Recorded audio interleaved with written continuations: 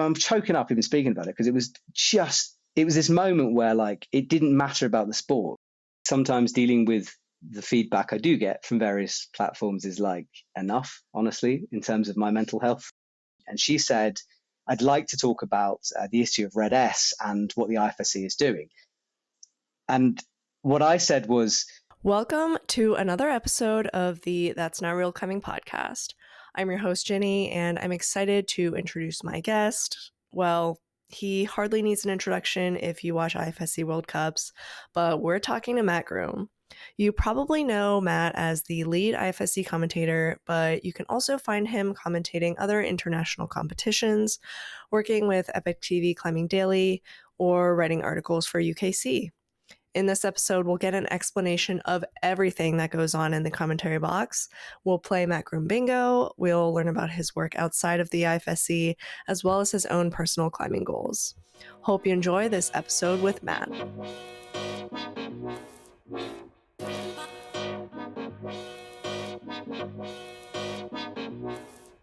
All right, thank you so much. How are you doing?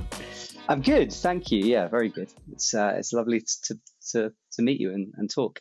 Yeah, lovely to meet and talk as well. Do you have any travel plans coming up? Laval is soon, I think. Yeah, it's actually pretty crazy. I'm coming to the end of the season now, so we've only got a couple of comps left. And I've been like lulled because it's been such an insane summer, and I've had like maybe 2 and a bit weeks where I've just had some editing jobs in between.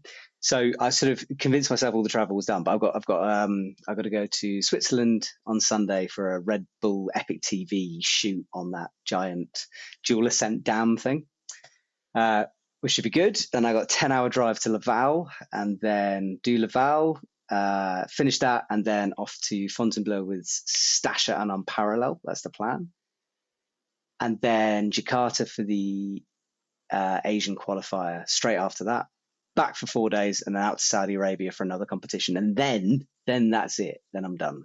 Oh, that is exhausting. When does that end for you? I think Saudi Arabia finishes like the 25th, I think, of November. Wow. Yeah, Yeah. that is a long year. That is a lot of traveling. I don't know It's how you been do good it. though. Oh, it's not hard. I love every single second of it. It's amazing. Yeah. Not tired? Yeah, but it just drives me forward with it a little bit. Like I definitely like hit massive slumps with it, and I do get tired. But this year, because it's been so back to back, there hasn't been a chance to settle. So I think for the last 2.5 weeks, for the first time in a long time, I've stopped, and I'm just like suddenly aware that I am actually quite tired. So it's been nice to just to pause a little bit. Yeah, that's really nice. Well, thank you for taking the time to join me for this like exclusive interview. I'm going to call it an exclusive interview because I know you mentioned earlier when we were talking that no one has asked you to do an interview like this before, which is Yeah. crazy to me because there's a lot I want to know. I'm sure there's a lot people out there want to know. So, yeah, I'm excited to hear about this. Well, genuinely, thank you for having me, because you are the first person to have asked me to do something like this, and it's awesome because I don't know, there's a lot to share and a lot to talk about, and I think there's a lot of talk that goes on outside of the IFSC, so it's hopefully I can give you a couple of insights without revealing too much. People love talking about you, so we'll see what we can learn. So yeah, since a lot of people probably don't know, you aren't technically employed by the IFSC. What is your, I guess, like job title technically?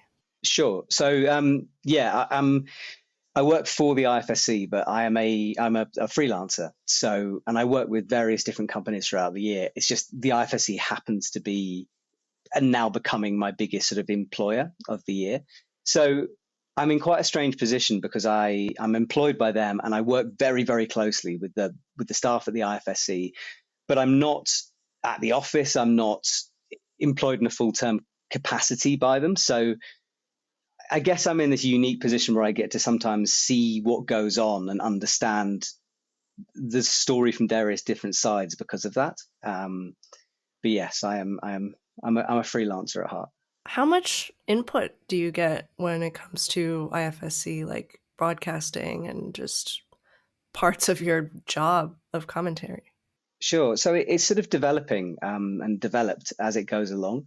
So originally, when I was brought in, it was sort of on the back of, Charlie Boscoe is a very good friend of mine. And when he left, it was sort of moving into that role for him. So it was the general commentating at the events. And then at every event, we produced highlight reels and of both the qualifying and the finals. And we also produced various different media for different areas. So some of it goes onto TV channels, like we have a show for Eurosport and a show for Fox Sports. So some of the extra content goes on that. And then some of it's like social media content goes on Facebook or Instagram. And some of it's being held back, especially this year. So we have hopefully content to bring you in the off season as well as the on season, because, we want to try to keep that cycle going. So that's like, that's my basic. And my job within that is to obviously do the commentating side of it. But as I've done the job for longer, and because of what I've done with EpicTV, I think naturally sort of moving more into helping to produce the videos and come up with sort of content ideas and ways that we can use the team on site and myself to make better videos and more content for people watching. So I think that role has evolved a little bit as I've done the job. And, now I work more closely with IFSC. So I do some of the edits for them with their bigger projects. There was like an edit that dropped the other day on their YouTube channel about the universality athletes. So that was athletes from countries that have never really climbed at a World Cup level before. There's Olympic money available to bring them into the World Cup circuit. So we followed like a mini documentary with those athletes. So I'm beginning to start working more closely with them to try to just bring more content to the table. So it's changing as we move forward. That sounds like a super full-time job. I don't know how you find time for the other, I guess, like freelance commentary gigs that you have going on. Yeah. But yeah, so most people listening know you for your IFSC commentary. And it's surely been a long journey for you to get to this point. So do you want to walk me through the points in your career that you think led you to this role? Sure. It's weird when you say career because it never really feels like a career. It just feels like, well, that's nice. Yeah, it is quite nice, but it's So like originally, way back, I trained as an actor. So I was trying to be an actor, trying to be on stage and screen and stuff like that. And then I did try to do that for about 8 years, living in London, and completely failed. Never really made it past like the fringe stage of things. And then I sort of reassessed life, retrained as a journalist at Sheffield University, mainly because I was always jealous that I didn't go to Sheffield University to climb. And I suddenly had this epiphany where I was like, oh my goodness, I could go do a master's and still go climbing. Because if you don't know it, it's this place in the UK where the Gritstone is, which is like single pitch, trad climbing. It's one of the best places in the UK to go climbing. So yeah, I went to university there, did a master's, and then sort of fell into a fairly low scale job at EpicTV. I think my exact role was climbing researcher, because at that point, EpicTV had lots of different channels. So they had biking channels and skiing channels. So my job was basically to do research for the person who was editing all of the climbing content. So I sort of bring him stories. But as I arrived, the editor left, and I happened to sort of be there as the only person. So I took over the editing side of things at the same time. So I suddenly started running social media accounts for EpicTV and things like that. Then gradually sort of transitioned into the camera side, like being on camera, because that's really what I wanted to do. But I got given a different job, but really I wanted to be on camera. That's what I love to do.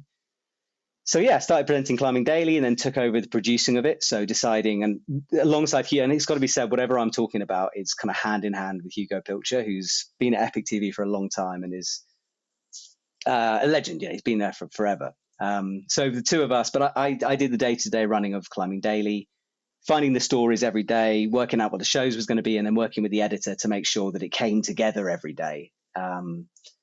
So yeah, so did that for a long time, and that started to involve filmmaking and more producing roles as well as the presenting.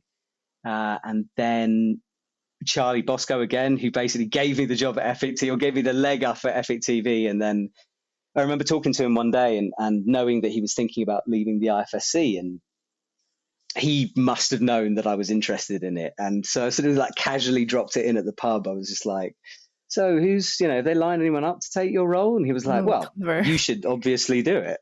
I was like, oh, okay.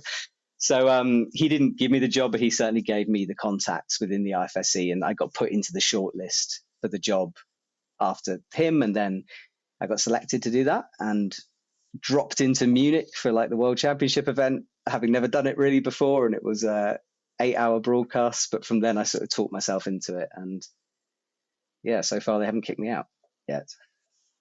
Awesome. Wow. Yeah, that's quite a journey. So you kind of started, well, I mean, you started as, I guess, like a trad climber?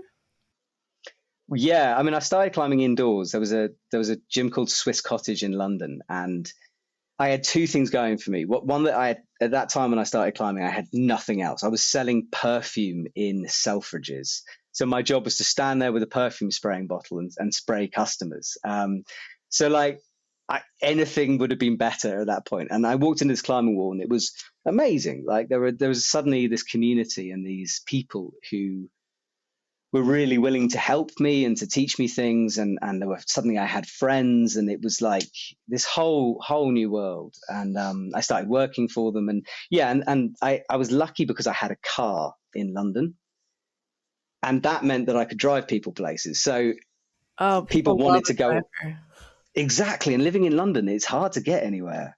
So I would do the driving and they'd teach me how to trad climb. And that's how I sort of started into rock climbing. I see. So were you a big fan of climbing competitions and IFSC before you started your role there?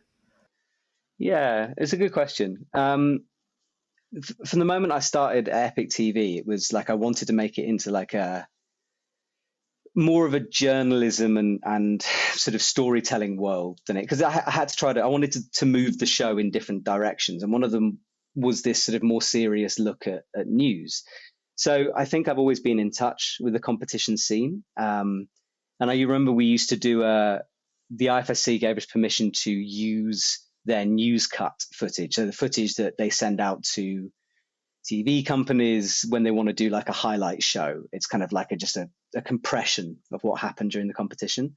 And I remember just plagiarizing Charlie Boscoe's script he used to write, putting it in my own words and releasing it as a news IFSC show on Epic TV. So I've always been like in touch with that world, and some of the stories of the athletes that I wanted to tell sort of inevitably are entwined with that. So I was watching it before and I was in touch with it, but I wouldn't say that I was someone who'd watch every single comp religiously, but I was aware of what was going on in the scene. Yeah.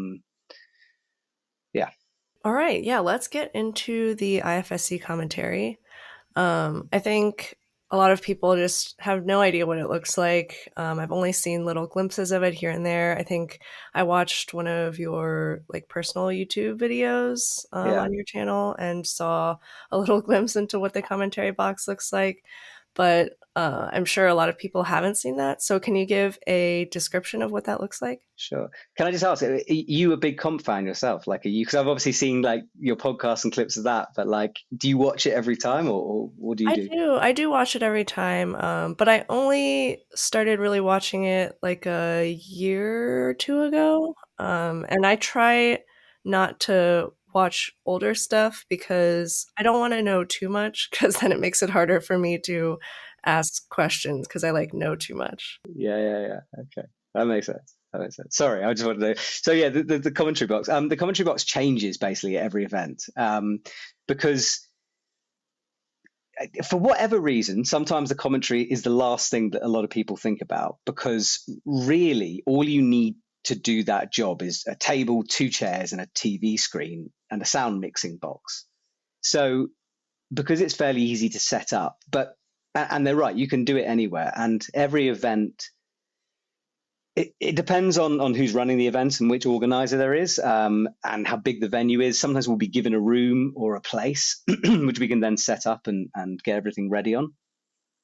But the team I work with now, they know that personally, I like to be able to see the stage. So I fight quite hard to have the commentary box in a position where I can at least feel what's going on in the stadium or have an understanding of the audience's reaction.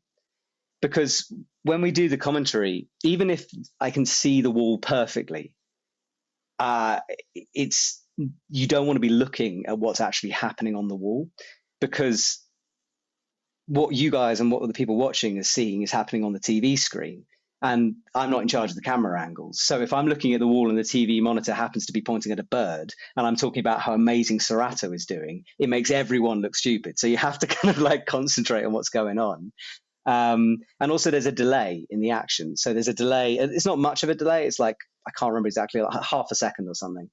But between those, obviously got to feed through all the systems. So again, if I'm looking up and someone tops out, although people might not notice, it's just those little things we try to tighten up. So, but I still like a commentary box somewhere. And often occasionally it's like in Jakarta a couple of years ago, it was underneath an umbrella covered in flies because it was lit up because we need to be able to see notes. So we were just in this fly box. Sometimes like in Chamonix, we're right by the wall, which is incredible. Bern, we were in the middle of all the action, but underneath in this plastic sort of box. So it meant that the audio was good, but we could sense the whole crowd, which was incredible. So it changes at every single event. We never know what we're going to walk into. And often it's different between the times we visit a stadium.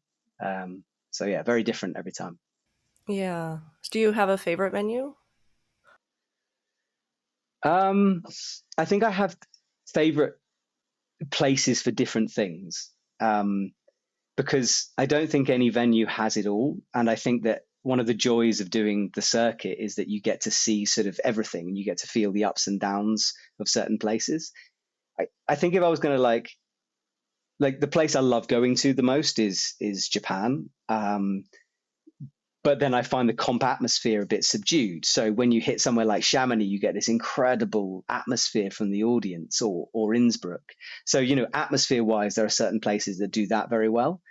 But I think if I had to just choose to go to one, there was something very special about being in Jakarta, right in the middle of these skyscrapers. And this was not the last World Cup, the one before. And it was the last comp of the season. And I just remember our very talented drone operating cameraman, Erwan, flying his drone on a sort of a big, wide circling shot. And the walls were in the middle. It was all lit up with spotlights. You have these enormous buildings. And I just remember looking at this shot thinking like, that is the future of what we should be doing.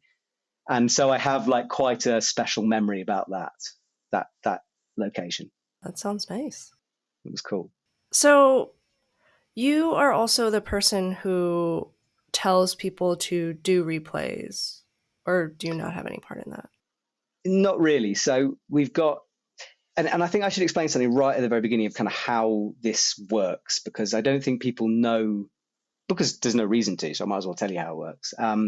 So basically every time, so we have a core media crew called Obsess Media, and they've been working, they started with Charlie back when he started, and they've come through the last couple of years.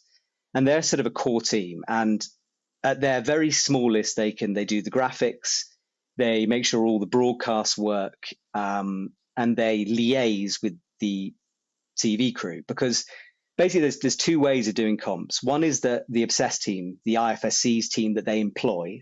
So it's not, again, it's a bit like me. They employ them as a freelance team. They run everything. So they provide the cameras, they do all the directing, they do all the selection of shots, all the replays, everything. And that's a sort of totally in-house event. And somewhere an example of that would be Chamonix this year. So that was entirely run by Obsess. But sometimes we go to a venue like in Innsbruck where there's an exterior TV company who come in.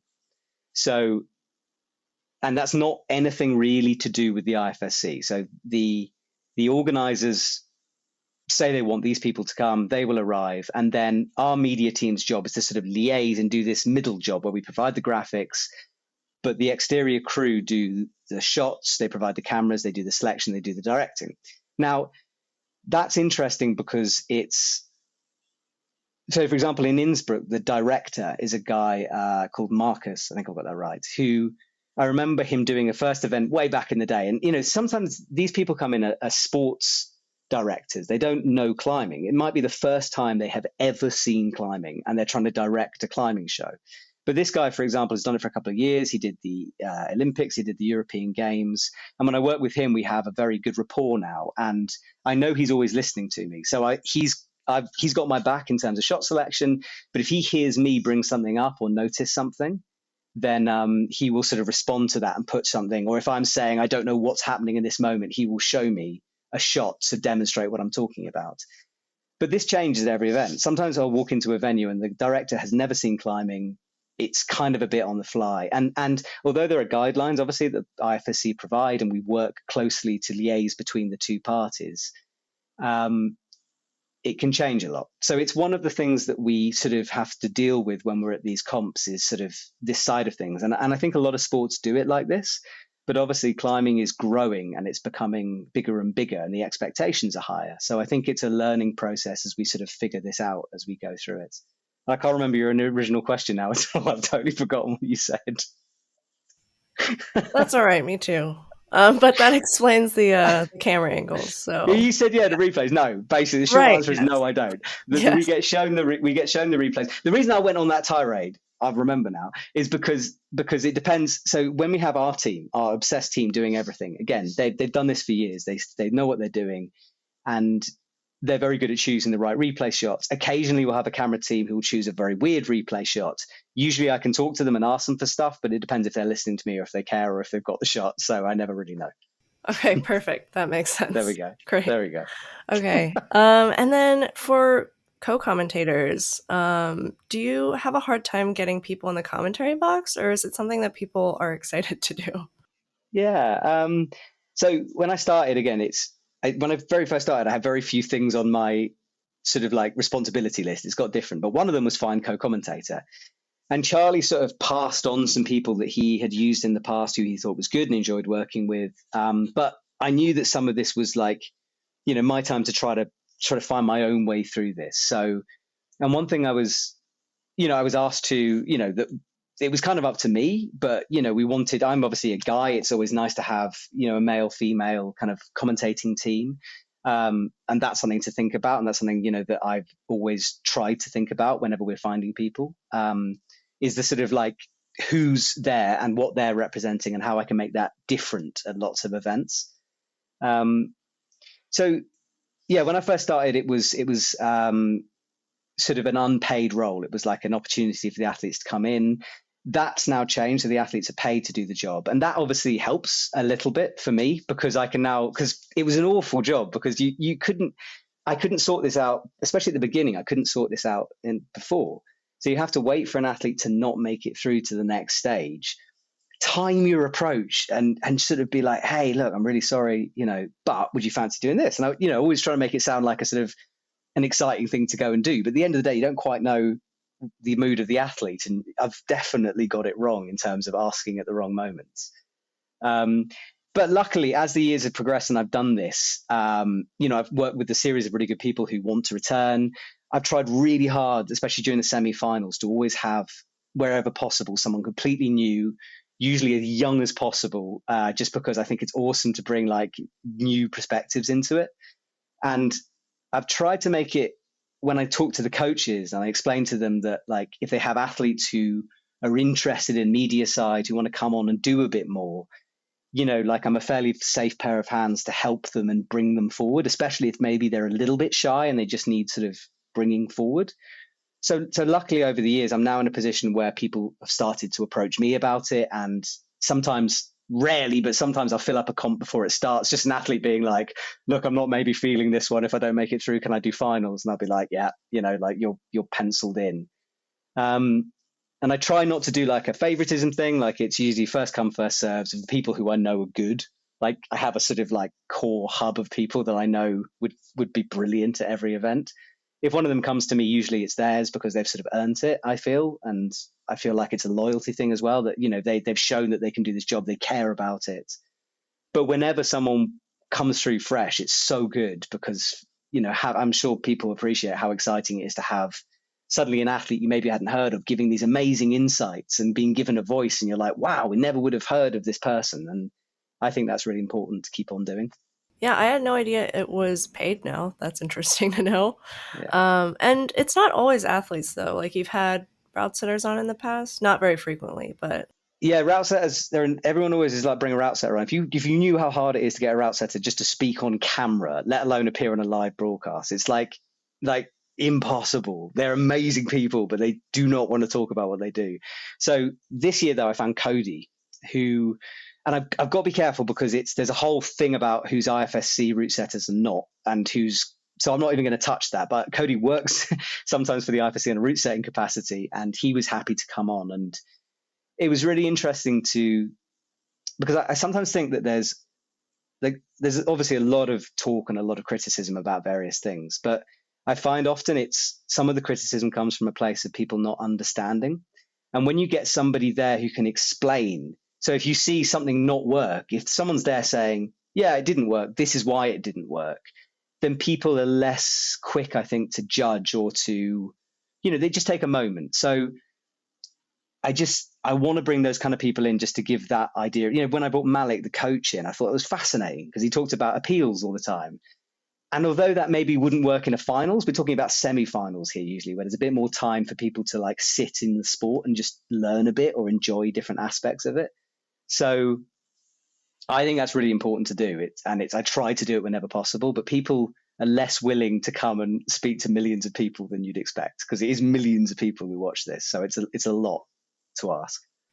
yeah, I guess route setters kind of prefer to be behind the scenes usually. Yeah. But yeah, with what you mentioned about people not really understanding, and that's why they just like are angry or just say things online. That's precisely why we wanted to have you on here today, so that you can explain yourself.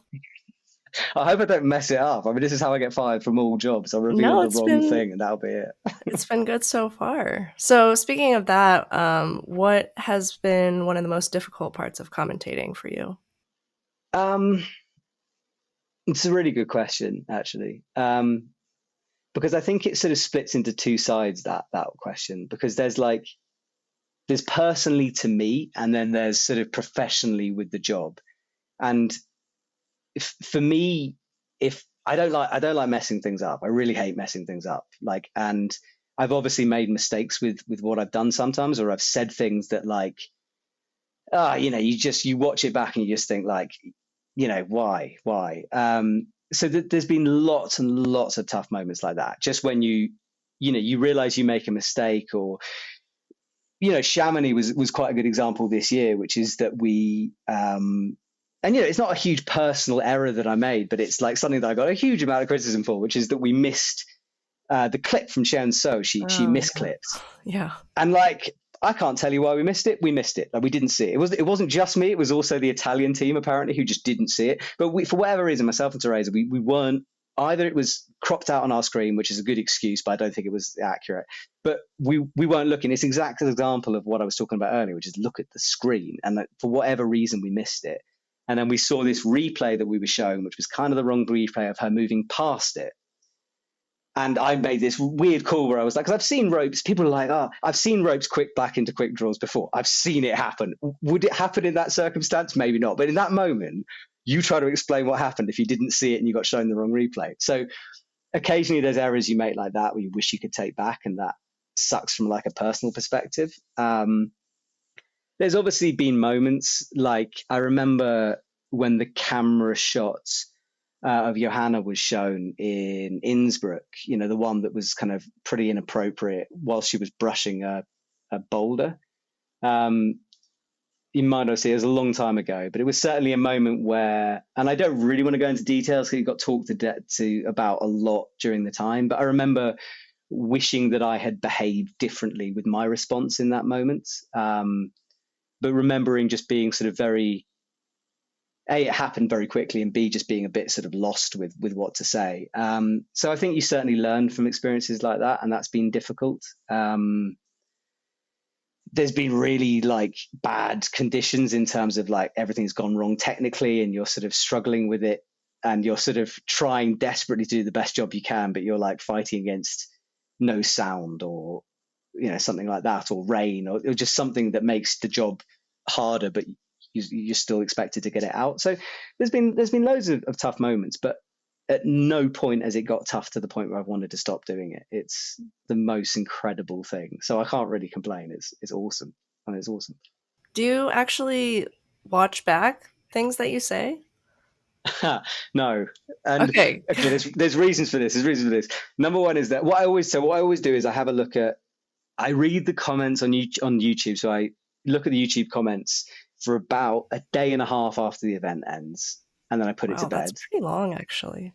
I figure that's enough time for everyone to say what they want to say, because in my way to approach comments is that you got to remember, like, I've been doing the EpicTV thing for long enough now that I've got a bit of a thick skin to it. But someone told me once that comment, and I don't know if it's the right approach, but it's my approach, but someone was like that every comment, however badly they're written or how aggressive or nasty, is there something in there that they're trying to say that they have a point about? Because often the ones that hurt can be really aggressive, or really just someone shouting off their keyboard. But often they've got a point somewhere, and they're the ones that hurt. And I think it's worthwhile, however badly they put it, to take note of what they're saying and then make an assessment of whether you did do wrong or you did right, or whether, what you did. So I have a look at them because I think it's worth it. And I spend a lot of time editing myself. So I do one of the shows for Fox Sports. Like, I edit that highlight reel. So that's 26 minutes of listening to my own voice again. I don't need to necessarily sit down and watch everything back. I feel like I have it coming at me enough times. But yeah, maybe I should. I don't know. Maybe it's something I should do to get better.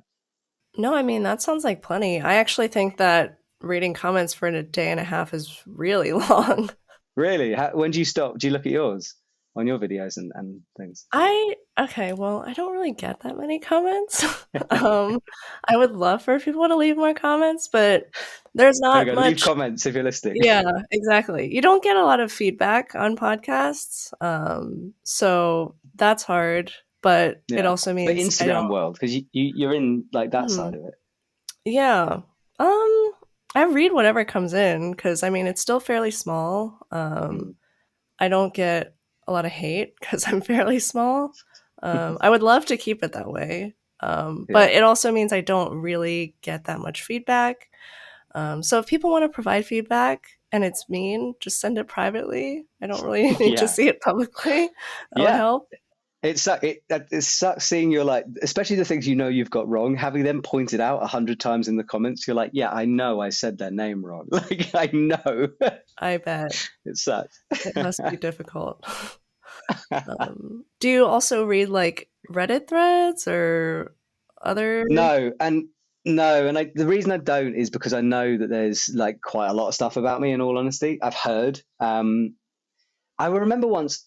So the time I decided never to look, I got a message from UKC from, I can't remember who it was. I think it was Alan at the time. And he messaged me because I work with UKC for various things. UKC is an online website, if anyone who doesn't know it. It's a big, big, big website. Anyway, the guy who managed it wrote to me. He just said something like, Matt, don't worry, I've removed the thread. And I just thought, oh God. So I just wrote back being like, I don't really want to know, but I have no idea what thread you're talking about. And it was some kind of very horrible thing on their forum that they just thought actually really went too far. So they had my back and took it down, which was nice. But after I sort of heard that, I didn't really feel the need to go looking. So, I feel like sometimes dealing with the feedback I do get from various platforms is like enough, honestly, in terms of my mental health. So, I don't really need to go searching for nasty things. If there are nice things there, then that's cool. But I guess I don't really need that much of an inflated ego on knowing what they are. And I'll avoid the horrible things. Fair. I think one... Why are they bad? You got to tell me now. I'm intrigued. Oh, I can't tell you. No. What's the main fundamental criticism? What am I doing wrong?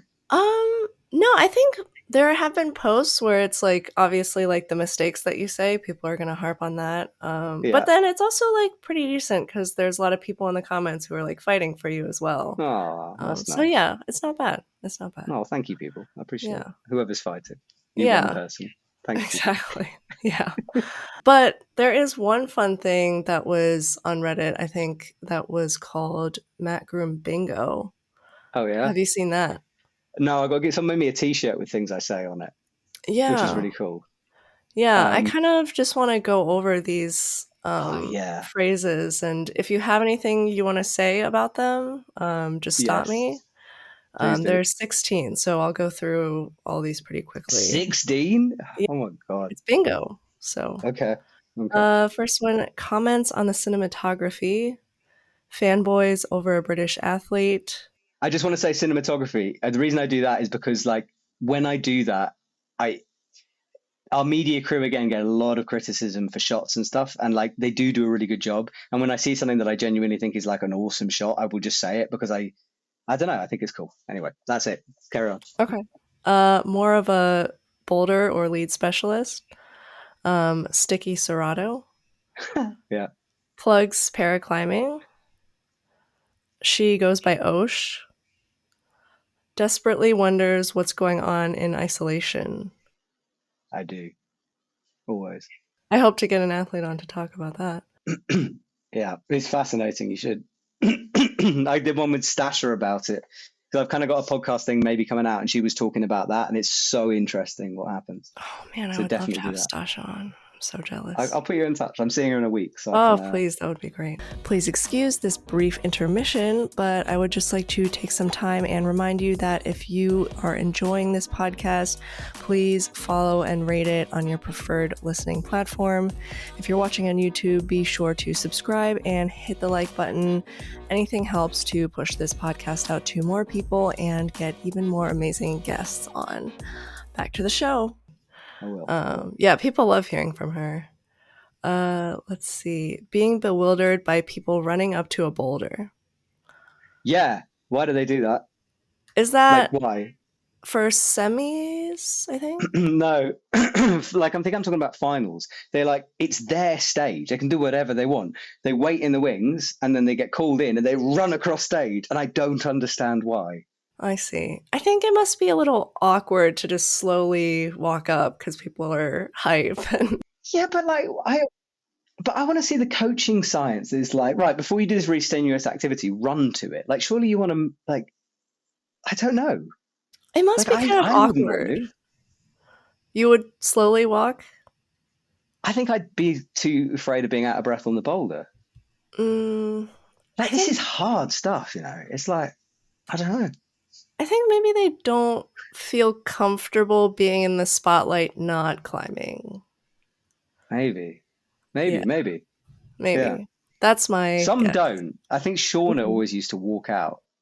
I think she told me this, if I remember. She was like, yeah. She's like, I agree. She was just like, I just took my time, which I thought was awesome. Yeah, I'll have to keep an eye on that. Yeah. Let's see. Gets corrected by co-host. Kind of already went over that. Now, again, like sometimes it's worth remembering that I definitely, like, I think a lot of people accuse me sometimes of being like I have to, how do I explain this without sounding like an idiot? Like, when I do the commentating thing, my job is to make that person feel like comfortable. And often they've never done it before, especially with the people I bring on for the semifinals. So one of the things I try to do is to sort of base what I'm saying and how I say it off them. So if I have someone, for example, who's like an expert at movement, someone like Shauna or someone like Stasher, or, you know, and that's their thing, they like talking about movement, that's an area I don't necessarily need to cover. So there's an element of that I try to do, and I'm not saying it's playing dumb, but it's sometimes playing dumb, and also just I can be as technical as I need to be depending on who the person is with me. So, and I quite like it when there's like a contradiction or a something, and sometimes I will sort of provoke something from the athlete to try to get them to explain it because it's better coming from them. So sometimes the athlete just corrects me for sure because I get something wrong or don't see something, and that's the whole dynamic. That's the reason there's two pairs of eyes on it. It's great. If they weren't doing that, it would be awful. Imagine that, they just sat there, it'd be terrible. But like sometimes there's a bit of poking that goes on, and I'm trying to get them to explain something or do something that explains an element of the sport where I feel like it'd be weird if I said it. So just to cover that. Okay, yeah, that makes sense. Mixes up athlete names. Yeah. I guess it could be with pronunciation, but actually, never mind. That's another one. Pronounces a name wrong. Yeah. Asks co-host to explain something. We also just went over that. There we go. Giggles at route setters' descriptions. Wow, I didn't know I did that. I didn't either. I guess, yeah. I need to pay attention to that more. Maybe something you can keep in mind too, but I don't remember that happening. Yeah. No. Plugs an athlete's vlogs. That's fair. I think they work hard for it. Like I really want to push them as much as possible. So yeah, if they put the effort to do a YouTube channel, they should get a shout out. I think. Yeah, absolutely. Comments on the mic set up on the wall. And she goes by Annie. That's all 16. Yeah, the reason I said that, the Annie thing is funny because I remember we were on we're talking about Annie Sanders, who is USA athlete, but they have an official name, and apparently, I didn't know this, they can't really change it. So because it's something to do with something. But so Annie is officially Anastasia, and we can't take that off the system. But so we went to Russia for the World Youth Championships, and we were on a 6-hour train from Moscow down to the middle of nowhere in Voronezh. And it was me, my colleague from the IFSC, a photographer, and like 100 very young athletes on a train being like teenagers. So it was like this total carnage thing. But in the midst of all this, I got a message from a family friend of Anastasia Sanders, who just said, like, really excited that you're going to be, talking about the team and Annie. Just to let you know, she would like to be called Annie.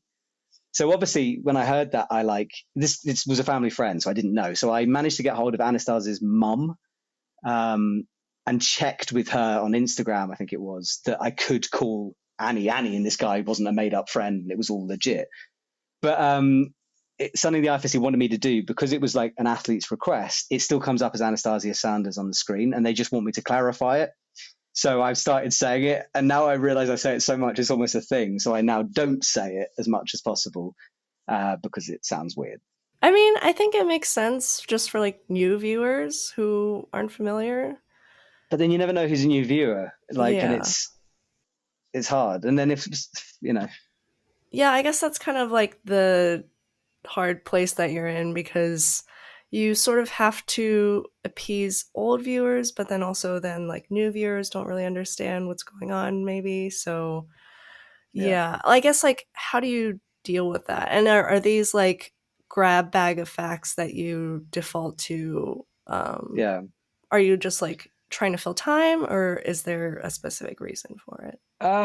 When I started, I was specifically asked to think of it as bringing new people on. So because we were in this transition phase, it wasn't Eurosport yet, but we were certainly like, that was where I think the thinking was going towards. And we knew it was going to be, just had the Olympics, and had a huge influx of people watching. And certainly I was briefed to really bring new people into the sport.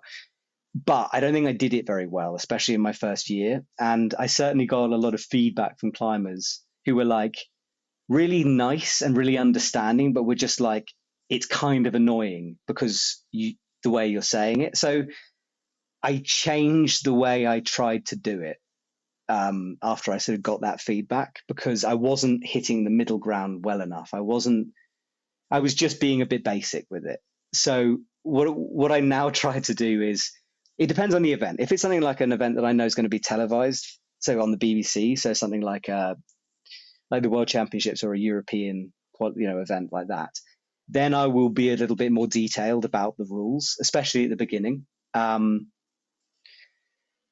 Sometimes I just forget, and I watch a climbing competition and I realize I haven't said any of the rules, so I've got swept up in it. But yeah, I do try to bring things out. And if an athlete does something that I feel like if I was watching the sport for the first time, I wouldn't understand, then I'll explain it as a rule. An example of that is the quick draws. So there's a thing athletes sometimes do, which is they hold the quick draw and then not hold it, but they grab it and kick it, or they hit it to make it swing so they can easily clip it. But if you're a new viewer and you're watching the athlete just use the hold, and you see what you think is an athlete grabbing something, and then it looks weird, it doesn't make any sense. So if something like that happens, I'll say, they can do that. They're not allowed to weight the quick draw, but they can, hit it or touch it or move it. So I try to sort of put some rules in when you see something happening. But yeah, I don't know if I get it right, and I think it's something I'm adapting to, and will change, because if climbing goes the way we hope it does, then more and more people will understand the sport, and hopefully the graphics will be clearer, and everything will start to make more sense. And my job won't be so much to explain, but just for everyone to enjoy what happens. How often do you just find that you have nothing to say? Very rarely. I don't know. I can always talk about something. There are times when I lose my energy to do it, and that's sort of if I'm certainly the podium process is still something that's ongoing in terms of trying to make it faster and smoother, and all the TV channels tend to either have an advert break or go away for the podiums. So that's a period of time sometimes because I send the athlete away. I think it's kind of unfair to get them to talk through what could be an eternity of waiting for a podium to show up. So whenever they do the interview, I say, look, just take your stuff and go, because it's different if there's a big event or there's a reason they want to come back, or, if they want to, it's up to them. But usually they go and that's it. So there's certainly times during waiting for podiums where nowadays I sort of just have a moment, because I know it's only YouTube watching really, where I, if it's just me talking about the weather, it's boring as anything. But no, generally I can talk forever. That's the one thing I can do. Okay. I mean, that's good. I think that's kind of what's needed for the job. Yeah, I think I'd fail utterly if I didn't. Yeah. And so in terms of general IFSC things, what are some things that you think the IFSC are doing right and wrong? I think it's a difficult time at the moment. And the reason it's a difficult time is because, our sport has changed a huge amount. And coming into the Olympics, it's not just one thing that has to alter. The whole sport has to rearrange itself, not only to come sort of in line with various guidelines that you then have to follow, but there's an awful lot more sort of attention and just pure work that goes into it. But it's not like a whole bunch of money just sort of turns up on the doorstep. So for example, I learned this the other day, and if I'm wrong about this, it was someone else who told me this, but a colleague of mine who told me this. But for the first couple of years from a sport hitting the Olympics, that federation won't get any TV money from the sport. It's only when it's kind of confirmed. So if you think about how important, so that means that the decision to put it into LA 28 is hugely important, because we will start getting TV rights. And I don't know exactly when, but they will start to come in soon. So we're in this process where the sport aspires to be big time, and we have the athletes and the stars who are there. But we're in this process where we're moving it from a fairly low level sport, in terms of it is in terms of what it used to be.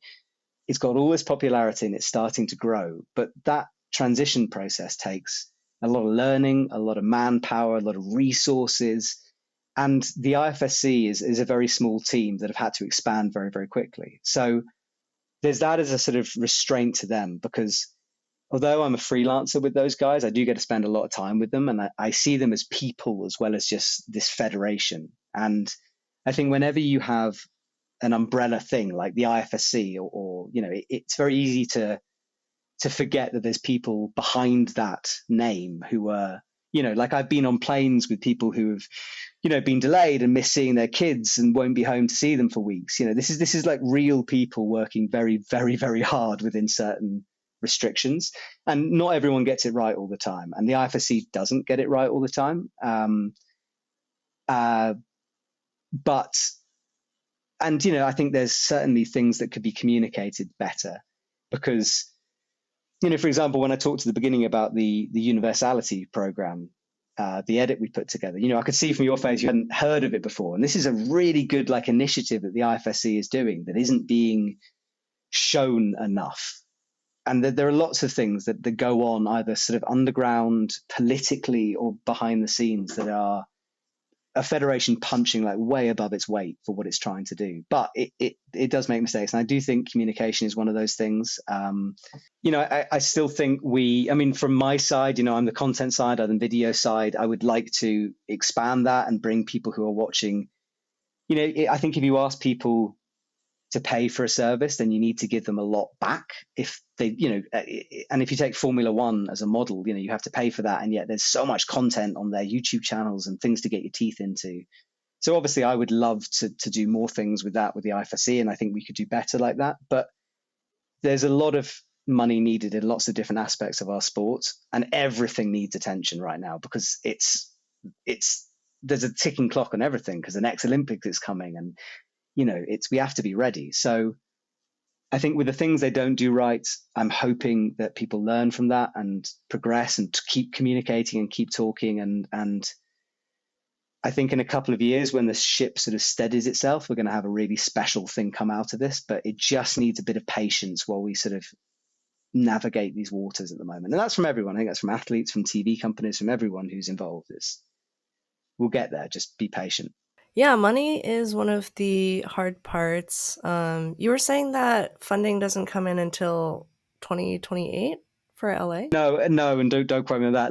What I'm saying is the first times you're in the Olympics is like a preliminary sport. You don't have access to TV rights. It's when you have when you're in the Olympics, like we are now as like a member, then you get access to that TV money. So, and that hasn't just sort of arrived the second we went into Tokyo. So in terms of resources, I think people think there are more resources there than there are. And it's still a sport where we have really, really fine margins. And running these events is incredibly expensive. Send the millionaires to sponsor these events, please. Yeah. If I meet any, I'll let you guys know. Please do.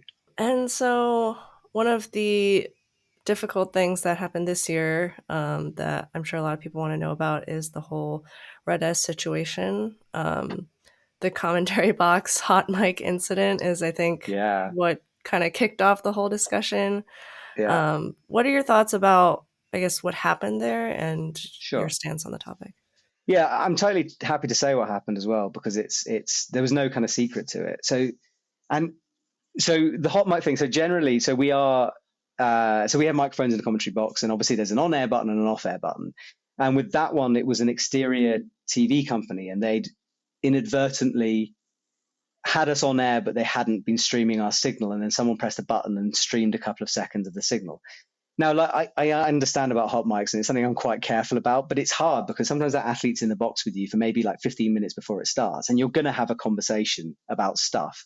But I'm quite aware, but sometimes it goes wrong. And yeah, the Alana thing.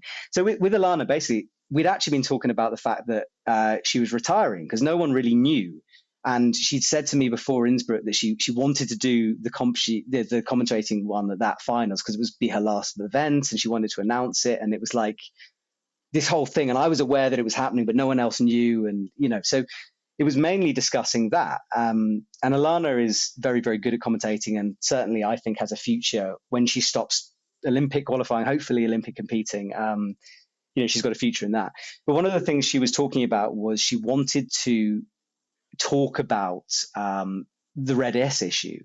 And she was asking me to sort of, I said, is there anything you want to, it started with me saying, is there anything apart from your retirement that you don't want me to say or that you want to cover when we talk about the fact that you're moving away from the sport? And she said, I'd like to talk about the issue of Red S and what the IFSC is doing. And what I said was, okay. And my exact words were, because I played it in my head a million times because I knew this would happen one day. I said, okay, obviously do what you want. It might not be the best time for it now. And there was a section in the middle of all that got caught on the hot mic before the guy turned it off. And I finished the sentence, which wasn't caught, by saying, it might not be the best time to do it on air, like right now. But if you want to do it, I'm not going to stop you, because I'm not, at the end of the day, I'm asked to, it's difficult. Like, I work for the IFSC more than the athletes do, but I'm certainly asked. I would never touch topics like that. It's not my role. But I'm not going to stop an athlete if they have something to say. But at the same time, it's run like a professional commentating team, and it has to have that different angle. So I was happy with Alana to say what she wanted to say. My concern was that the conversation would become entirely about that thing on a night where she's trying to talk about other things, and also that she couldn't necessarily express what she wanted to express in what would have to be about a sentence to fill the time between the video finishing and the first set of things coming on screen that we have to talk about. So, and I knew that if she said something, it would be very quick and she would feel a little bit perhaps unfulfilled about it. But it was up to her. And I genuinely didn't know when we started speaking, whether she would bring it up or not. And if she brought it up, I was going to let her have her moment and say what she wanted to say and then move on, in terms of, like, I wasn't going to get into a discussion, but it was, she can say what she wanted to. She decided not to, and then later put out the statement and then said what she wanted to do. And I talked to her about it. I talked to her about that it had been caught, that we took it off because it was like, I just very strongly believe that it was such an important thing that she wanted to say, that it needed to have the full impact of how she wanted to say it in the way that she wanted to do it. And I'm glad that she did it that way, because I think then the conversation could develop. That's what I think, anyway. And then how I personally feel about it. I mean, it's honestly, it's not something I'm going to talk about. And the reasons I'm not going to talk about it is a couple. Number one is that it's very, very complicated, and it doesn't necessarily look like it is from an outsider's perspective sometimes, because it seems like very cut and dry, and it is. I think if there's something that the IFSC they say they are doing, they should follow that as a standard. And I'm not really privy to whether they have or haven't done that. It's not part of my job role, and I'm not involved in those conversations. But I am aware of how complicated it is, because it reaches deep into the sport. We're talking about, it's a responsibility of federations as well as the IFSC. It's a lot of people, and there's a lot of views about it. So it's very complicated, and I'm not an expert on it, and I don't feel like I can necessarily weigh in on it like that. The second reason is because I don't want to speak for people. They do it better than I do on this issue. But also, like, my role is to commentate on every single athlete who makes it through to the next round. Now, there are likely to be athletes who appear that I talk about that I want to do the same kind of job that I would do talking about them as I would do talking about anyone. And if I'm talking about, I think it's difficult for me to discuss an issue like that without people thinking about athletes' names or who I might be talking about. And I am always going to try to help that athlete up the wall, even though they can't hear me, with what I'm saying. Like, I care about them succeeding. And I think it would be weird if I chipped into a discussion when my job is to talk about those athletes. So for that reason, I sort of stay away from it. And I hope that everyone keeps working towards a solution for this, because I think it's quite unique to climbing, and I think it's obviously very important, and it needs to be dealt with properly. Yeah, absolutely. I mean, thank you for the insight. I think that helps a lot. I had no idea about what happened after the fact of the hot mic incident, so that's really interesting to know. I had a conversation. I was like devastated. It's the worst thing, because I felt professionally really silly about it, because, like, I know about hot mics. It's not the athlete's job to think about that. It's my job to think about that. But, like, she literally said it about 10 seconds before we started talking as well. Like, it was like, as the music started to roll up, she said this thing, and I had like 20 seconds to try to respond. But I'm annoyed it got caught, because I didn't want it to become about a hot mic thing. I wanted it to become about what Alana wanted to say. So I was disappointed that it started off that way. But I think, to Alana's credit, an enormous credit, the way that she sort of didn't sort of try to cover up the fact that we'd had this hot mic and we'd have a private conversation, but she just rolled with it and said what she wanted to say and just didn't make it about that. And I think it was just an incredible way of her getting her opinion across. And I think not that it was like a good thing that it happened, but it definitely brought a lot more eyes to the issue and probably helped her platform and Yeah, getting people to wonder what it was about. yeah, I think so. But yeah, I think that is everything I wanted to cover about IFSC. Is there anything else you wanted to mention about IFSC before we move on? I don't think so. I think it's just like it's a funny one because I swing from I work in it, and I share frustrations as much as anyone does, and I'm very very bad at just sitting back and like I always want to like push things. So I share people's frustrations, but there's so if you think though like how much good the like those events do, because it's very easy to sometimes get caught. I mean, how many did we have this year? Like, must have been 15 plus. Like, it's been viewed by millions and millions of people. We've had some of the most wonderful sporting moments I've ever seen. And this is a competition that, for very little money, or if you use a VPN, no money, you can watch, and just experience. And it's really special. And I just want to say thank you to everyone who works so hard for it, because there is so much that goes on behind the scenes, and people doing crazy hours, from route setters who will be there all night, all morning, bleeding tips, and then will get castigated for something, that went slightly wrong, or like amazing, like watching paraclimbers just do the best people. And like I do props to paraclimbers, like the 16 thing, because they are amazing. Like, it's a wonderful sport. So thank you to everyone who makes it what it is, and for doing everything to make it special. So yeah, IFSC is not the only thing that you do. What, I guess, give a brief description of what other work you do outside of IFSC commentary, whether it's like other commentary or your EpicTV work. Sure. So the answer is I'm in a bit of a changing time at the moment. So for a very long time, I was employed by EpicTV pretty much full time, although technically I was a freelancer for them. I don't like contracts. We don't do that. But so I worked as a freelancer, but full time for them for a long, long time. That was the only thing I did, and that was the only avenue I had. And gradually I've started to sort of develop a little bit. And the one amazing thing about EpicTV is, certainly at the beginning when I was working there, if you had an idea and you wanted to do something about it, they'd let you do it. So I started editing, and I started filming and producing and directing shoots, and there's a lot of stuff that's on Climbing Daily that I film or I've edited.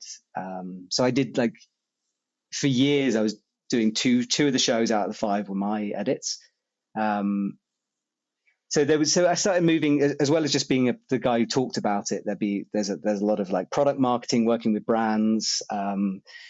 Like trying to work out a brand comes to you with a shoe, and they're like, we have this shoe, we want a video. You have to work out how to do the video that you're trying to advertise something but make it so exciting, and there's lots of work like that. So, but yeah, I've started to, in last couple of years, I've started to, I guess, move away from EpicTV into more different companies. So I had the IFSC, I've got EpicTV. I've started writing for various people, so I write for UKC. And then sort of next year there's a few things. So it's people don't really know this, actually, so you'll be the first to know it. But it will be I'm going to be doing the UIA ice climbing next year, so I'll be doing the World Cup commentary for that, which it's cool. Like, and hopefully what's going to happen is people will hopefully come with me a little bit, trust me that this sport is good, because it's like climbing but with like deadly weapons attached to your hand. It's like utterly terrifying. Like, it's like something you've never seen. And it goes up the inside of like car parking lots in Saas-Fee. Will be in Korea. It's a spectacle of a sport. So I'll be doing that next year. Hopefully something in summer will come through, and I'll be speaking on various platforms for that when that happens. And then hopefully, I haven't been contracted, but hopefully IFSC next year as well. EpicTV work will sort of step back a little bit. I think I've been doing less and less with them. And then really it was only down to a couple of shoots, and then I did the gear shows for them. And I think I'll probably stop doing that pretty soon and just occasionally do sort of hopefully some bigger projects with them. So occasionally appearing on camera, maybe, but more sort of producing work and perhaps doing some filming projects with them, but on a much looser basis. So sort of Epic TV, and it's sad to say goodbye because it's been a long time I've been there, but it's probably time to step away from that a little bit and do something different. And then, yeah, there's quite a big thing hopefully happening in March, which is, and again, I'm not going to say exactly what it is because it's not 100%, but hopefully in the build up to March, you'll find out about it because there is something that I went to do with a bunch of amazing people telling a story that has, it was 2 weeks of the most insane journey I've ever been on into a very, very dangerous place and very sad place to be right now. So that will be coming, hopefully, fingers crossed, in March 2024. So yeah, there's a few things hopefully for next year, but yeah, that's what I do outside of the talking bit. Exciting. People are going to be very upset that you can't talk about what's going on in March, though. I think people can guess. Like if you follow me on any platforms and you've read various things, you look back from my Instagram, you'll know it's yeah. I'm not gonna say anything else, but it's from what I've seen, it's likely to happen, and it's going to be a step forward in me in terms of my filmmaking and some of the stories I try to tell, and it's a side that I love to do, and I really hope that people enjoy it. A plug to look through all of your socials. Yeah, exactly. Would you say that's like the proudest thing that you've worked on, or is there anything else in your career again that you feel like you're most excited about? There's been some amazing moments along the way that have just and in every company that I've worked for, I've had these moments. You know, there's been Climbing Daily shoots where I've been working with athletes who are my heroes, and I'll sort of catch myself. I think one thing Epic TV has done pretty well over the years is sort of try to evolve. And we've done a lot of things with Climbing Daily that was new. And I think people tend to forget Epic TV was the original YouTube channel. Before everyone had a YouTube channel, we were there. And we sort of moved it from 5-minute shows where it would just be like a social media grab gossip into mini documentaries. And, you know, I remember, I'll tell you one thing actually that I was proud of was that what am I proud of most of? There's been moments where I've had people who I respect a lot say like they enjoyed something, and it might be like I remember the gentleman who was head of the British Mountain Guide Association, Graham Ettle. I knew him before I started the job, and he's this very Scottish, very brusque mountain guide. And I remembered wanting to be an alpinist and respecting the heck out of this guy. And then I started the Climbing Daily job, and I remember doing various things, but I came back and I saw him. I happened to see him. He came up to me. Then, you know, this is me moving from, he knew me as this squirt little guy trying to climb into like this person who's a gatekeeper for climbing stories. And he just sort of came up and was just nodded to me and was like, yeah, you know, I can't remember exactly what he said, but he said he really enjoyed it. And I just remember being like, wow, that's like a proper climber watching my videos. And, you know, there's whenever anyone comes up to me and they just say like, thank you, or like, I enjoy this, you suddenly realize that you touch people with it. And that's been it keeps me going, honestly. That's really, really special to find that. And then I don't know, with the commentating, I think, and this to hint it even more, the most amazing moment I've had of watching so far has been watching Daniel Boldyrev win the European speed championships in Munich in the summer. So not the summer before. It was this massive event right in the middle of Munich. And this was, you know, as the war was kind of all kicking around, and Daniel won this competition. And I remember forgetting, he's a Ukraine athlete, and I remember forgetting that he was Ukrainian, not even considering that he was Ukrainian until he won. He topped out. And he came down and he reclimbed the wall and he celebrated in the top. And he came down, he had a flag. And it was at this moment on air, I sort of realized the significance of what he'd done, because he just won the biggest competition of the year for Ukraine in Munich. And I remember just realizing that I was going to cry, and that all I was desperately trying to do was like push down on that feeling, because I knew that if I cried, anyone listening isn't going to be affected by it. They're just going to hear me crying. They don't want to hear that. So I was shoving this emotion down, like pushing it down.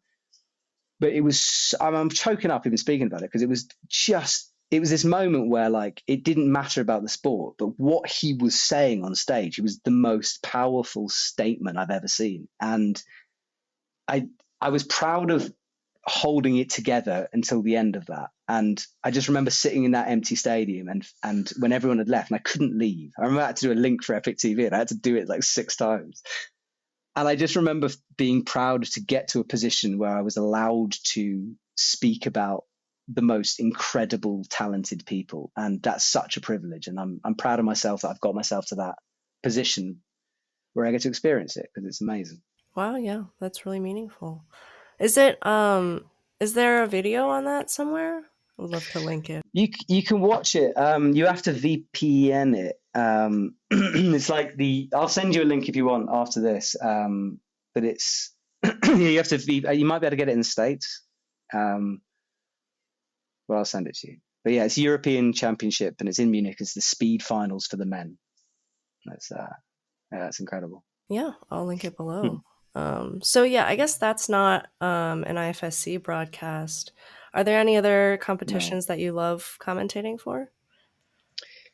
Oh, like outside.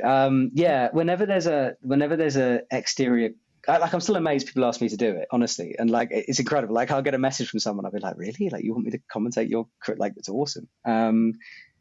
They're a lot more fun, because I feel like with the IFSC, I have to be quite well behaved. Because, you know, it's on Eurosport and stuff. Like I have to be well behaved.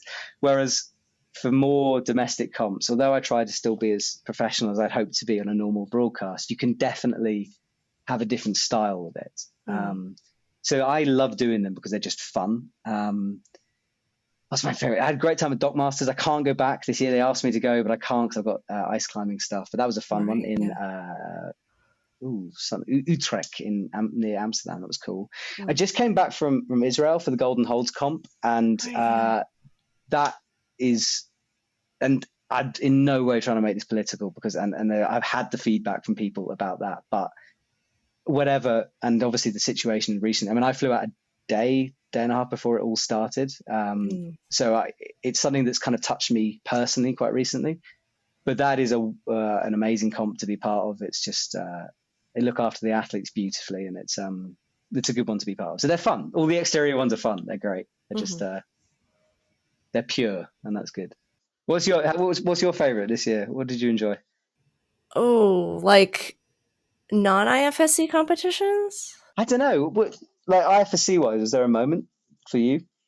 Ooh, they all kind of blend together a little bit.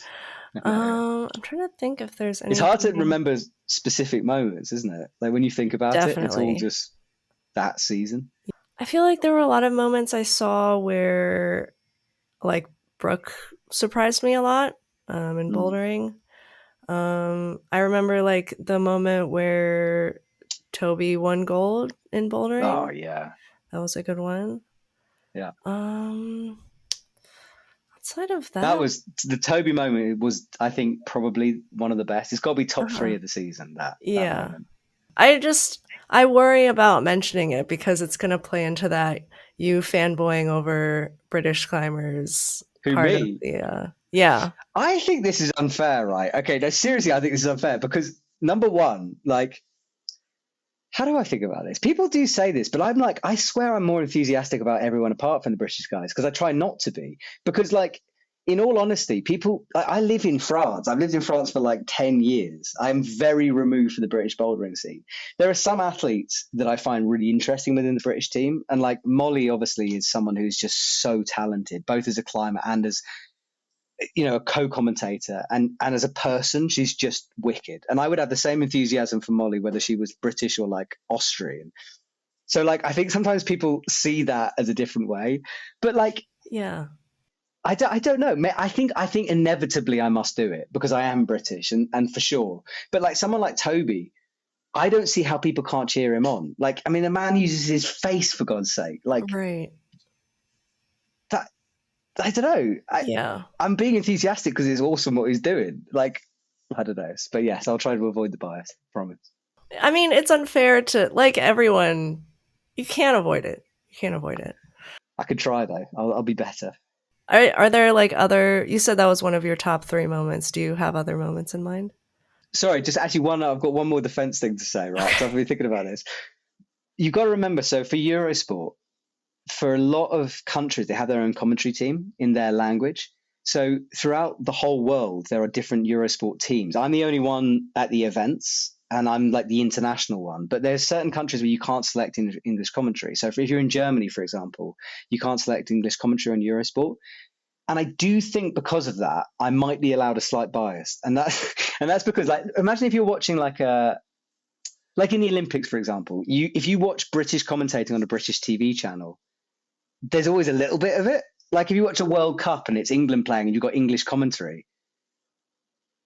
So maybe I'm allowed it. I don't know. We'll have to people can tell me if I'm allowed to do it because of that. I mean, I guess, yeah. I didn't know that there was like. Are you saying there's like separate commentary in each Yeah. language? Oh, Yeah. Yeah. And so there's not in obviously every single country, but there's a lot of countries with their own commentary team. And they have, so what happens with them is they have our feed sent through to them. So they'll be sitting in a room in a Eurosport studio somewhere in the country they're broadcasting from, and they'll get all their information just from the screen. So that comes through. But also what people don't know is that Eurosport talk to us, the entire commentary team at the same time. And there's various points during a broadcast where there'll be advert breaks, or there'll be something called, this is just a bit of geeky knowledge for anyone who wants to know. There'll be sort of like breaks, and they're called editing breaks. And that's because at certain points, people who are directing it want clean audio. So they want everyone around the world at the same time to stop talking. So the way they do that is they pick a moment where they hope it's not going to be too busy, and then they count us down from 5 seconds. So, and this comes fairly randomly in your ears. So you can be talking like we are now, and suddenly someone will tell you that in 5 seconds you have to stop talking for about 5 seconds. So you have to like stop, bring your sentence to a close, pause, and then pick it up and make it sound natural. But everyone around the world in the commentary teams is doing this. So this is what I mean when I say there's lots of levels to this. It's really complicated, and there's an awful lot going on. Yeah. Oh gosh. Yeah, that's a lot to think about. Just something I have no idea about. That would be really hard for me to do as just like a person who is talking right now and trying to make a podcast, but has no experience. Well, there's Eurosport in one ear, there's a director from the TV crew in the other ear. You're trying to listen to the co-commentator and have a conversation as well as watching the screen to try to work out what's going on. You've got to read stats that are coming up because no one feeds us stats. We have to find it. We have systems, we have to find it. And then now we have a new system for judging where we get a group sent where they tell us if there's appeals. So the incident like in Chamonix won't happen again because we actually know what happened. So there is a lot that goes on. And I think when people are screaming at the screens, perhaps when we miss something, again, it's that thing where we're punching above our weight. We're trying to be a sport that has all these things and we're still building towards it. And, everyone is trying to do the best possible job to try to give you guys the action because no one wants to do it badly. None of the route setters want to set a route that's impossible or a boulder that can't be climbed. The judges don't want to make mistakes. The athletes don't want to fall off the wall, and we don't want to miss names and miss things. And everyone is trying, and I do think we usually do a pretty good job. And it's pretty cool to watch people coming along with us, and also so many new people come to the sport. It's incredible. Yeah, I mean, there's a lot going on. Distractions are everywhere. I literally just like saw a window open behind you, and I'm still thinking about it. Is it? No, it was they've just got like an automatic system. It's fancy. It was like a minute ago, and I'm still thinking about it, and I'm still distracted by it. So I've got a long way to go, but that's fine. But okay, so outside of working, because we've been talking a lot about you working, what are your like own climbing goals? How long have you been climbing? So I'm 37 now, and I started climbing when I was about 25 or 26, I think. Pretty late So start. yeah, it was pretty late. I'd always done sport, but climbing was new. I don't know. It's a funny one with me because especially this year, it's been such a crazy schedule that there just hasn't been the time to regularly train for me. And I'd really tried to fight it at the beginning of the season in terms of like squeezing visits to the gym in. I did better this year, but sometimes we're just in the middle of nowhere, or like it's hard because when the athletes go to these events, their whole job is to stay fit. So they'll arrive and their schedule is busy, but they'll have, time where it's like, okay, this is gym time, and they'll travel an hour to go to a gym. Whereas I can't do that necessarily. So it's quite hard during the season to keep fit, I found. I run, but this year for sure, it just like the last month, September, I think I was working every single day and I just didn't, there was no time for gym. So for me, I tend to get quite strong over winter, and then I hit summer all blazing and then have this season that crops up and then it drops off a cliff. And I think one thing I'm trying to do is maybe just row back on the work side a little bit and have a bit of a life. Which would be nice. So I haven't got a rock climbing goal at the moment. Like I bowled at 8A almost a year ago to the date, and that was my goal and has always been to do an 8A boulder. Like I always thought that was like outrageously, ridiculously impossible. And Congrats. yeah, there's only one, but hey, it's done. It's probably soft for everyone saying. No, that counts. You've got to pick a soft one for your first anyway. Mm-hmm. Like you can't climb the first grade. This is my excuses rolling out. Yeah. But no, that was cool. But I haven't really got one right now. Like it'd be nice. I've started training again recently. Like I think I've done 7 days in a trot now. And like back to climbing fairly hard again. But I don't know. We'll see. But I have time off coming, so hopefully I can get out on the rock and do something. Yeah. Different. Do you ever get a chance to climb with any of the athletes? Sometimes. I think sometimes, like at an event, it's a weird one because they have a very different schedule from me. And it's a weird one to answer because I'm, it's not like I'm always sort of hanging out with the athletes necessarily, because again, it's this, I feel like maybe I need to sometimes keep a bit of distance because again, it's that thing where I talk about them for a living, and if they're all my best friends and I'm sort of like it, I think it would be a bit of a weird dynamic. So I step back a little bit from it. I don't try to get too involved. I'm not trying to get in on personal climbing trips and stuff like that. But having said that, there are athletes like I do climb with and really enjoy it. And, they're a lot better than me. And that's also worth remembering. Like, they're really good. They're really good. So it's not like, you go for a session and then you can keep up. It's like, they'll shut you down pretty quick. But it's fun sometimes to get remembered how bad you are. I can only imagine. Do you ever participate in competitions yourself? I've never done a rock climb or like a plastic climbing comp. I once entered Really? the European Ice Climbing Championships as the only representative of Great Britain because we were there filming for EpicTV, and we were in the gym getting ready for the comp. Like they had a party in the gym to like celebrate everyone coming in. And I definitely had at least two too many beers. And then I found out that theoretically I could enter this competition. And then I thought it would just be the best video for EpicTV ever. So I sort of made this decision. I remember going to Hugo and being like, I can enter. And he was like, what? I was like, I can enter the competition. I'm going to enter and then we can film it. And I just remember then just being so scared about that because I dry tooled a bit. I knew vaguely what I was doing, but like, again, it's like, but I didn't come last. And I was super happy about that. But that's the only competition I've ever entered was that one. Jeez, you should do more. I think that would be a lot of fun.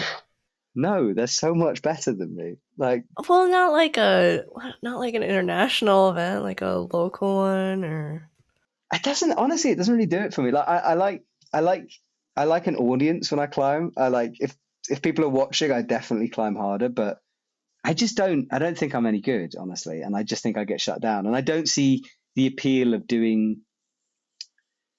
I don't know, maybe it's weird. I think I'd want to do quite well in it, and I don't think I would do very well in it. And I think that almost puts me off entering because I don't think I could be happy with just like having a great day, trying a bunch of quali boulders and coming 50th. I think I'm competitive.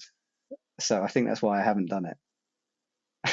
It would be really interesting to see you do one and do well. I mean, I'm sure at like a local competition, or I don't know, maybe like a Maybe. British Maybe she's competition. maybe someone could invite me as like a sort of veteran category That would be a lot of fun. I would recommend it for you. one day. We'll see. All right. So I think that's all I had. We have a few more Cool. Discord questions that we'll go into real quick. Yeah, sure. So this is what people have asked who are interested in stuff.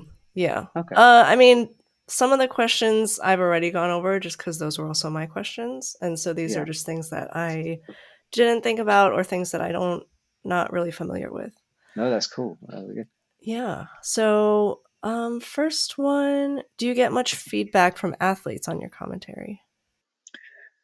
No, actually. And I feel like they'll occasionally take the piss, like, and it often actually surprises me that and when they take the piss, then I realize they're watching, which is always quite a moment, because it is quite an odd one, because I stay in the same hotels as them. I see them, like I talk to them, like, I'm friends with some of them. And it's like, and then I'm aware that, and I think if I thought about it, I go crazy. Because if you think about the fact that you're saying something about someone you just had breakfast with, it would just really do your head in. So very little feedback, honestly. Like, there's been a couple of really nice people who have said, like, either thank you or well done, or like, I can't remember who, I think it was Max. I actually can't remember who it was, but someone in the German team. I got Hannah Moyle's name mixed up with Lucia because they had this really wide shot, and I just said the wrong name, and they were joking about it with me. And then whoever it was, and I think it was Max, but I'm sorry if it's not Max. I've got the name wrong again. He obviously like thought about that he was joking. It wasn't fun. It was total jest. It was like funny. But he came to me afterwards, just like, oh, he was like, I know. He was like, I hope you know you're joking, because like you do a really good job, and thank you so much. And I was just like, wow, that's cool. And it's occasionally when it happens, it means an awful lot to me when they say that, because this is what they do for a living. This is what they spend hours in the gym training for, and the very least I can do is hopefully say something that they like hearing. And so yeah, it's awesome when they say that. I think it's special. But no, it never really happens. Well, it's a cue for more people to give you feedback if, or do you No, want or the negative. feedback? Like, they could also come. Yeah, if they also said to me like, and I'd love it if they said more. Like people teaching me stuff is like, and I learn it in the commentary box, because like and that's what the brilliance of having them, because someone will say something and you're like, oh my god, I've never thought of that. And I'll always say, like I usually say, if it's genuinely a new thing that I haven't heard of before, I'm like, wow. And certainly they've taught me technical things. I definitely wasn't very technical when I started the job, and I think I've got better at that. So, and that's something that they sort of gave me feedback on just by doing what they do, and I just learned from them a little bit. But yeah, any criticism, please tell me, genuinely. Another question, a bit of a joke. Will Charlie Boscoe ever have a job that you won't end up stealing? I know, right? Literally, Charlie, I owe him my career, for sure, owe him my career. And again, it's never been that he's like mates rates got me in the back door, but he's just been there and he's had an eye out for me. And like the story of how I met Charlie was that I just started climbing. I was psyched over the moon about it. And he came at that point. He was quite big on the sort of alpinism scene. He was like a bit of he was a blog writer, and he came to the gym I was at. He was invited there to give a talk, and we all went to the pub afterwards. And I remember just being a bit fanboy over Charlie. And then one of Charlie's friends died in Chamonix and left him all of his guidebooks. And Charlie had the guidebooks, and he sent a message to the wall and said, could you send these books to the really enthusiastic guy at the pub, which was me? And I was like, oh, wow. So he gave me all these guidebooks. And then when I was in Chamonix for the first time, I messaged Charlie and I just said, do you want to go climbing? And we started climbing together. But he definitely had the jobs that I wanted, and he had his eye out for me in terms of when he knew they were coming to a close, he suggested me or put me forward for those roles. So without Charlie, I wouldn't be where I am now, honestly. And he messaged me the other day because I shouted him out on air, and he said, thank you for the shout out, but it's your sport to commentate now. You don't need to do that. And I just remember that being a really humble thing for him to say, because he paved the way for me and the professional standard that I try to maintain. So yeah, he's a legend. So thank you, Charlie. Cheers. Are you guys still in touch? Or like, what is he doing now? Are you going to steal whatever he's doing now? If it's a better job than mine, then I hope so. Yeah. Like he just needs to what I want Charlie to do is go into a job and prepare it for me, and then I'll come in and improve it for him. That's how the system works. Okay, gotcha. Good to know. In a dream world, what kind of broadcast features or technology would you like to see or have? I would love someone behind the scenes crunching the numbers, which isn't really a technical thing, but it's something that I think some sports have that we would benefit from, because we have this amazing guy called Paul who started off doing it completely. I think he still does do it for free, but he has this whole database and he just is a huge climbing nerd. It's brilliant. And he just sends me all these stats.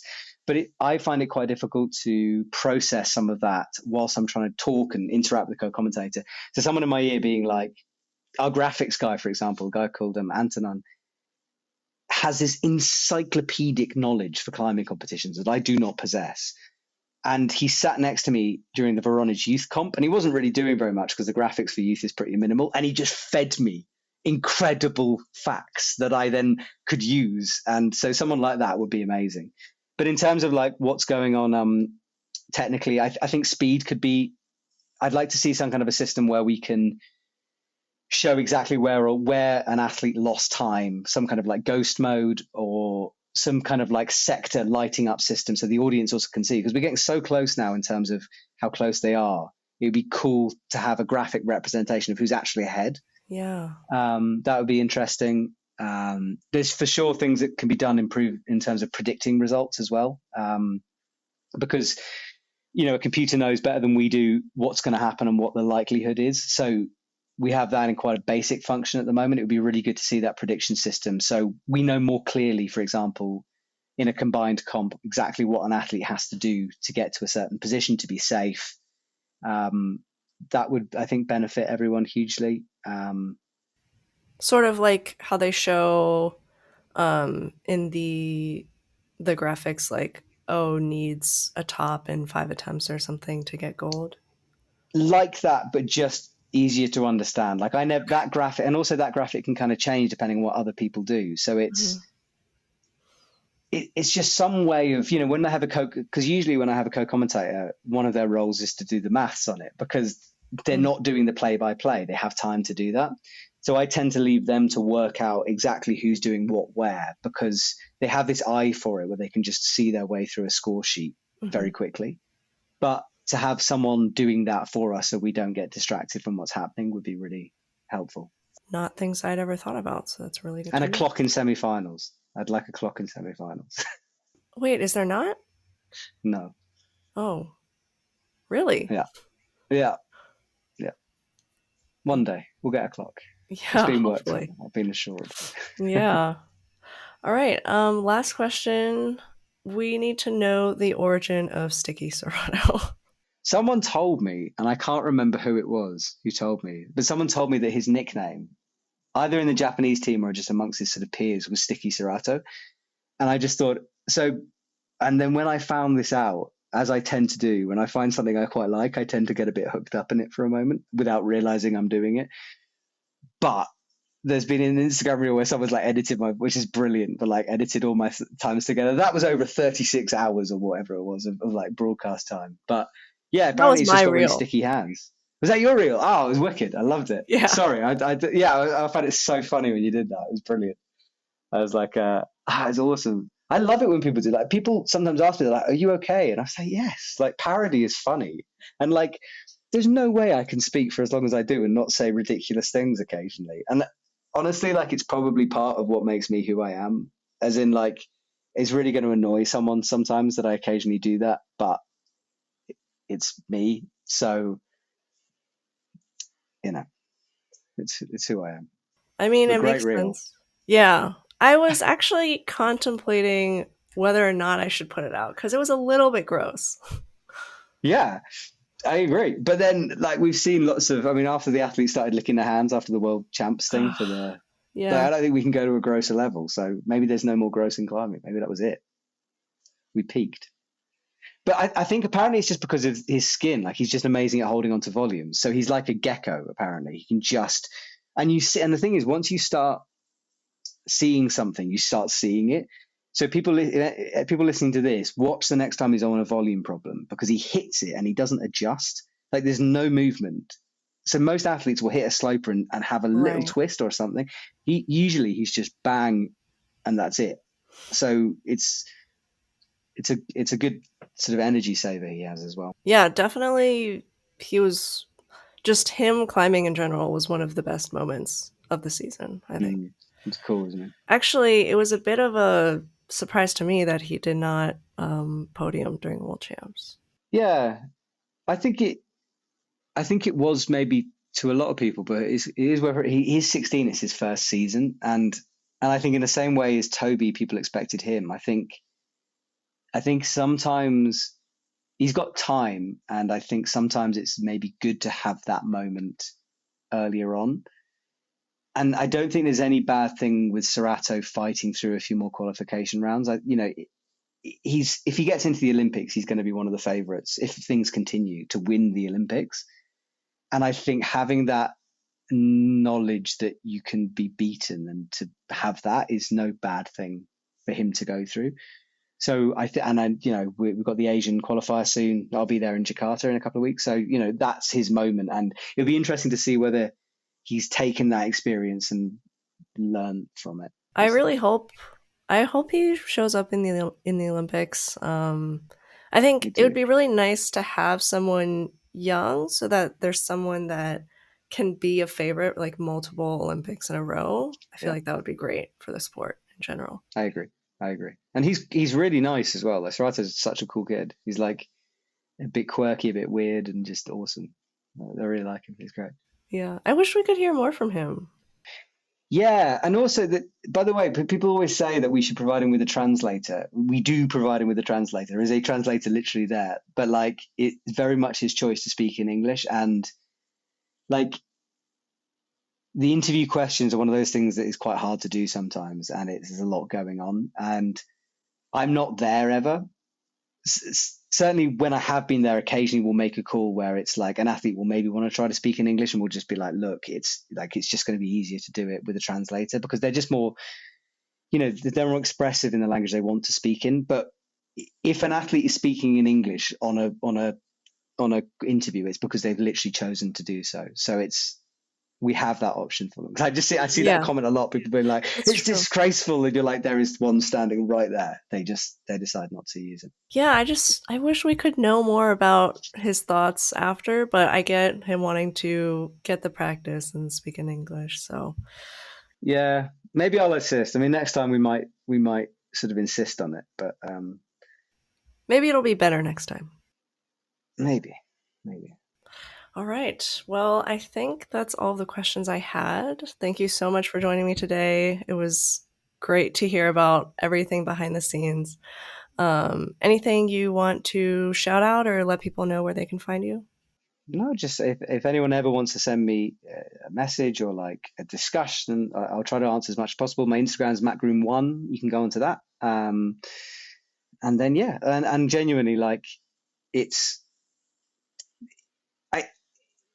the comments people have is always appreciated, and I like, please keep sending them in, everyone. And as I said, like, I look at the nasty ones and the nice ones, and the nice ones though mean a huge amount. And there's been a few people in the last year, just random people, and it's been a bit of a tough year for me through various things. And the people who have reached out, I just want to say thank you so much, because occasionally someone sending a message at the right moment has genuinely like saved me for some pretty dark places. So thank you to the people who, out the blue will send you something just being like, oh, this made you laugh, or like, something happened. And I appreciate that. And so thank you to everyone who did that. Awesome. Well, yeah, cool. Thank you so much for joining me. No worries. Thank you for having me. I'll see you soon. Thank you so much for making it to the end of the podcast. If you're watching on YouTube, I would love to hear your discussion and thoughts in the comments below. And don't forget to like and subscribe if you enjoyed. If you're listening through a podcasting platform, I'd appreciate if you rate it 5 stars, and you can continue the discussion through my competition climbing Discord, linked in all of the descriptions through all the platforms. Thanks again for listening.